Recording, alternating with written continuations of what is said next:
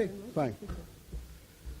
So let's move to the first session entitled Second Temple Period and the New Testament. We have three speakers in this session.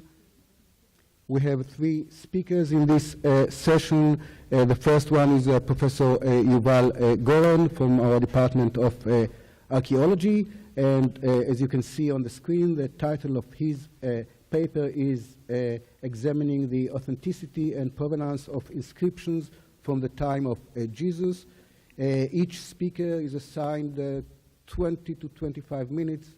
Then we'll have a couple of questions after each paper. So, Yuval, the microphone is yours. Good morning. Does everybody hear me? No. And now? Yes. First of all, I'd like to apologize. I was supposed to be the last one in this session, but in exactly half an hour from now, I'll have to rush out and attend my class of General Introduction to Archaeology with 76 students waiting for me. So I was moved to the opening. And speaking about interdisciplinarity, we in the Department of Archaeology, we also do interdisciplinary researches, and my specialty is in archaeological materials, combining methods from natural sciences, mainly geology, mineralogy, and also other analytical methods.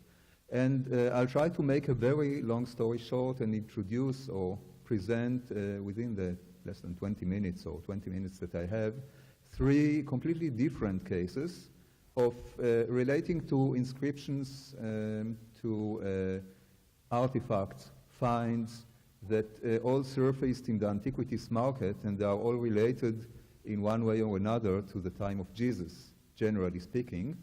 And they are all completely different cases. Each one of them is a very long story, but I'll try to make it short.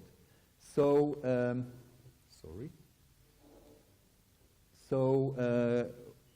the presentation is a little bit dark. I'll try to explain what we see.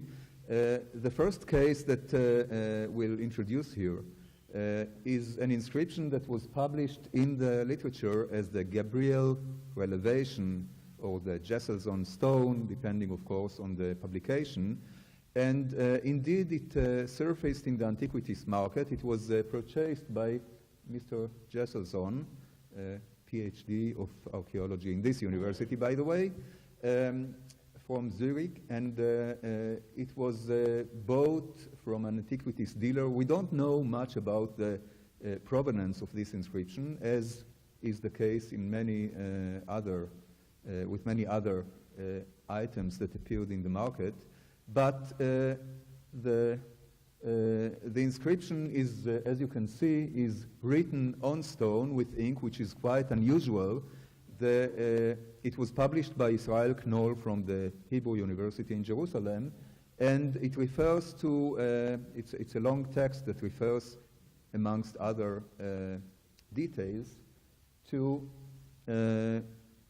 probably a Messiah, a Messiah who died for 3 days and then woke up, which of course hints or suggests a story that is quite similar to that of Jesus Christ.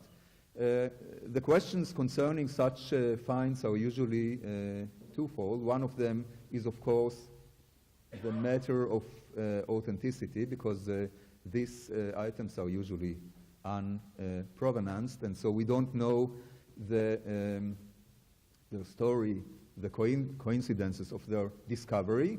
And the second one is the provenience, namely where was it made, where was it found in many cases, and so our examinations focused on these two aspects.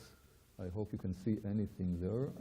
But anyway, usually the problem with such items is that for several reasons they can't be imported. I mean, this inscription was later displayed in the Israel Museum in Jerusalem, but At the time when I was supposed to examine it for the Israel Museum, it was not possible to bring it to Israel, and so usually in such cases, one has to take the laboratory to the location where the item is found, in this case to Zurich, and do at least part of the analysis there, which of course is a limitation, but in this case, because it was it belonged to a private collector that was very open to this examination, it was possible to take samples and bring them to the laboratory here in Tel Aviv University and make the analysis.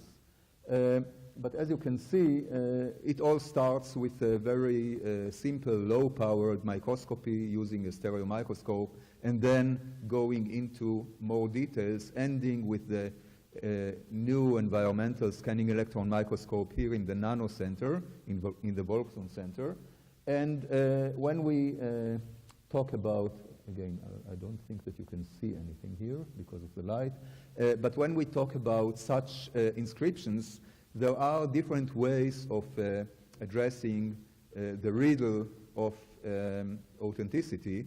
One of the usual methods is to examine the crust or the incrustation that covers the inscription, if there is any. Of course, this crust is usually created over time during prolonged periods of time due to natural processes that I'll try to explain in the nutshell later. In this case, because we talk about ink, it was only possible to examine the general composition of the ink and then check the incrustation, which in this case was very thin. And this is what you're supposed to see in this magnified picture. And of course, it was important to see whether the incrustation is covering the ink, which in this case was true, but the incrustation was very thin due to reasons that I'll explain shortly later. The ink, as it was inspected, is an organic ink. It's a charcoal ink, which is quite usual for pre-medieval times. But this was the end of the examination for me. There was not enough charcoal or charred ink to perform any radiocarbon dating or anything like that. Even with the accelerator methods, it's impossible to remove enough ink or enough charcoal to examine it. And so I had to concentrate on the patina, on the crust over the inscription, and also as it appeared, again, I don't think that you can see anything here, so let's go to the next slide. As it appeared also on the question of provenance, by examining the soil, the earth that was still attached to the item in different places, in different niches along the stone, across the stone. Can you see anything? Is it possible? Yes. כן, זה מה שגם אני חושב. Okay. Well, anyway, looking at the soil first of all, and here you see a microscopical view of the soil in thin section under a polarizing microscope, which is the usual method, the first method that we use for mineralogical examination of such materials. You can see these large crystals that appear as yellowish white in the center, and as you can see, they are quite, the crystals are quite fine. They look like fish, and hence we refer to them as gypsum fish, quote. That's much better, thank you. Gypsum recrystallizes in soils in arid zones where there's a lot of evaporation, and usually in, as I said, in desert areas. And so the presence of this gypsum fish in the soil indicates an arid zone with much evaporation in the soil. Another feature that we can see are these rhombs, little whitish rhombs of dolomite, and the general this general feature indicates that we are dealing with dolomitic marl, a dolomitic calcareous soil of some kind, which is quite typical to different areas in the southern Levant. Looking at another view, we have again this dolomitic marl, but we also have very clear, very fresh basaltic minerals like this olivine, which is a mineral that appears in different kinds, in certain kinds of basalts in the southern Levant. And as you can see, the crystal is very clear, it's very fresh, so it means that the basalt exposure, because olivine is quite a sensitive mineral, is probably nearby. It's not a remote area that this crystal or other crystals that appear in the sample just rolled from there into the location where the inscription was found.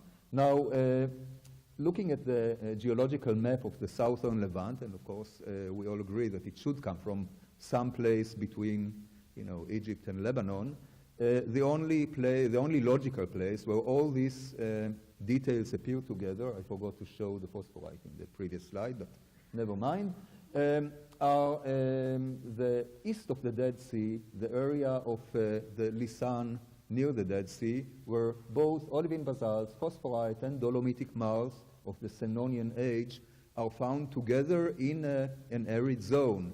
And so, judging by the soil, we could suggest that this was the origin of the inscription. I don't know if it was written there, but at least it was supposed to be found there.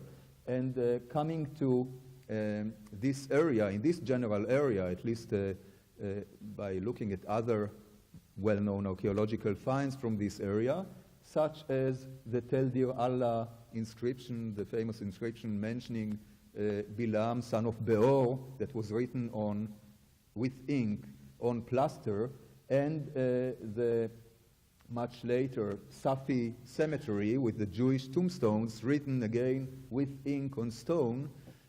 We can link this find with, or this item, with these inscriptions, and even refer to some sort of tradition of writing with ink on plaster or stone, which is quite unusual in other different areas. Now, looking at the patina, okay, one slide was missing here. Never mind. Looking at the patina seems to be, as it looks under the ESEM, the scanning electron microscope, seems to be naturally crystallized over the inscription, and so I could suggest cautiously that this was a genuine inscription coming from the east side of the Dead Sea. Now, the next case, which is of course much more famous or infamous, depending on your point of view, is the famous ossuary attributed to James or Jacob, the son of Joseph, the brother of Jesus, that appeared in the antiquities market. Again, it appeared in a private collection more than 10 years ago, and it was concerned with a trial that occurred in Israel for almost, 7 years, at the end of which the indicted were all acquitted for the lack of any legal proof of their relation or the relation with the alleged forgery. And again, the judge ruled that the scientific debate is cannot be ruled by legal means. And so we are left with the scientific debate, which of course goes on and on. But to make again a long story short, the ossuary is a very typical, a very common type of Roman period, 1st century AD ossuaries that appeared that were very common in the area of Jerusalem in general, and it bears this long inscription referring to, again, to, as I say, to James, the brother of Jesus, and in this case, working together with the Antiquities Authority and the police, the Israel police, because it was a legal case for the state, we were able to examine again the patina, the incrustation over the inscription, and compare it with other ossuaries coming from legal or recorded archaeological excavations. There are many publications, and I'm not going to go again into these details. The inscription is engraved on the stone. The stone is a soft chalk that is very widespread, very common in the area of Jerusalem and elsewhere. And in examining the surface of the ossuary, we were able to define two types of very typical types of patina. One of them is just recrystallization of calcite, which appears due to groundwater in the semi-humid areas of Jerusalem.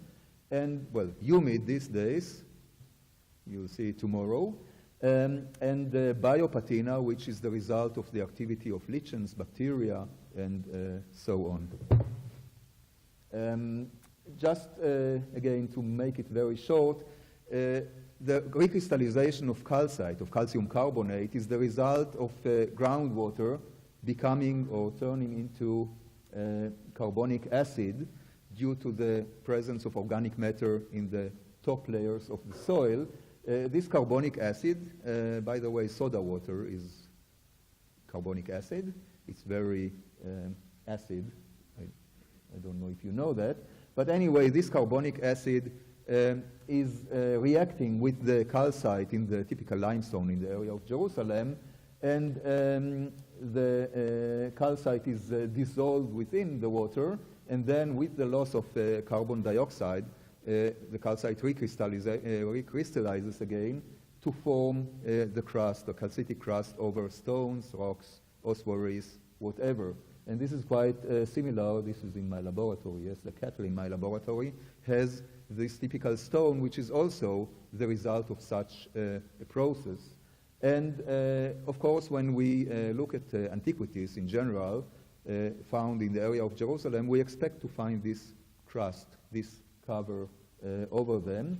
And indeed, in the ossuary, this is a magnified part of the inscription, in the ossuary one can see this sort of crust over the surface, but within the letters there was another material bound to the letters, hence we called it the James Bond, because it was unique to the James ossuary, bound to the letter. And this James Bond seemed to be, under the microscope, quite different from the coating that appeared on the rest of the ossuary, and hence we sampled parts of it and also parts of the genuine, the other patina on the surface. Here you can see Dr. Abner Ayalon from the Geological Survey of Israel, who specializes on isotopic examinations of carbonates. And here are some of the samples that were taken. And this was, of course, compared with patina from the surface of legally found ossuaries. And the results, well, this is supposed to be the expected value of stable oxygen isotopes from patinas in the Jerusalem area. And as you can see, the patina from the surface of the ossuary, but the inscription, falls quite neatly within these values, but the patina from the letters, or the James Bond, is high above it, indicating an abnormal temperature during crystallization. And so we came to the conclusion, based on that and many other details, that the inscription was coated with a material that was supposed to imitate patina. And I was able to do in my lab within 15 minutes the same process. It's quite simple. You just buy a bottle of soda water and bring some chalk from the field. You can scratch a little bit of the genuine patina into a glass and then engrave something on the stone, which of course appears very clearly with the background of the genuine patina, but I'll move a little bit further, but then if you heat it a little bit and you pour the soda water, immediately there's the reaction that we were talking about, and then you can just apply it on the inscription and heat it, and that's why you have higher temperature, because you need to dry it in the laboratory, and so you end up, this is a microscopical view, you end up with something that looks quite similar, if you can see, to what we have on the ossuary. So this is not sophisticated at all. This is just a plain process that can be imitated in every laboratory. Now, this is quite different from the last case, which I'll show just briefly, of another ossuary which appeared quite recently in the antiquities market, bearing the inscription of Miriam, the daughter of Yeshua, Jesus, the son of Caiaphas, priests of Maaziah from a place called Beit Imri. This inscription was discussed in detail by Boaz Zissou from Bar Ilan University in our joint publication. And again, here we made the same examinations, and just to show you, because my time is running out, just to show you that under the SAM and with all the analysis, this proved to be a genuine inscription, or of course a genuine ossuary. And of course, it shows that such ossuaries can bear very important inscriptions that are real and belong to the time of Jesus and not to our times. Thank you. Thank you so much, Yuval. We do have time for a couple of questions, not more than that. For Yuval, before he leaves for his class, or if you have a question. Can you show the first slide? It's very possible to see the inscription. Meantime, any question or comment you might have? Is it okay? Of course, all the inscriptions that I refer to were published, and I hope that the audience is aware of them.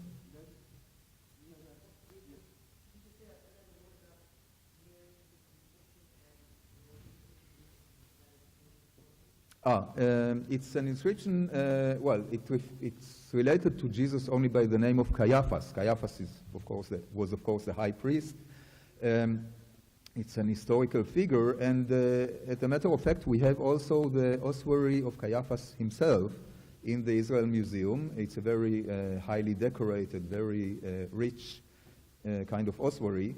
Now, the important point about this inscription is that we know to which priestly family Caiaphas belonged, which we didn't know until this was discovered, because there are different priestly families, and Beit Imri, I'm sorry, is also a known location, so we can refer to the family and to the location where the family lived. Any other question or comment? Yes, please. Would you conclude, or have you concluded, that the two inscriptions, while the figure itself, whatever it was authentic, the inscriptions were fake? No, in the case of the James ossuary, as in many other cases during the last decade or so, I examined about 100 different alleged forgeries. Some of them were not forgeries, and usually the method in most cases is to take an authentic antiquity and just add on it an inscription, or sometimes even add an addition to an existing inscription in order to make it more interesting, to link it with biblical figures or landmarks or whatever.